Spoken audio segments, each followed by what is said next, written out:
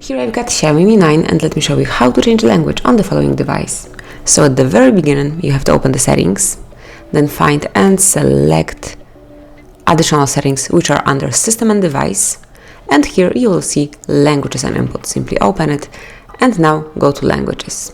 And here you can come along with the whole list of languages. As you can see, it's the wide one, so everyone will find something suitable. And now just pick the language that you would like to have. Let me pick, for example, Croatian. And from now on, everything is Croatian. As you can see, the default language has been changed. Now, if you would like to go back to English, simply open the second tab one more time, go to Languages, and pick, for example, English US this time. And that's it. As you can see, immediately after that, you've got English as your default language. So that's all. This is how you can change language in your Xiaomi Mi 9. Thank you for watching. Please subscribe our channel and leave the thumbs up.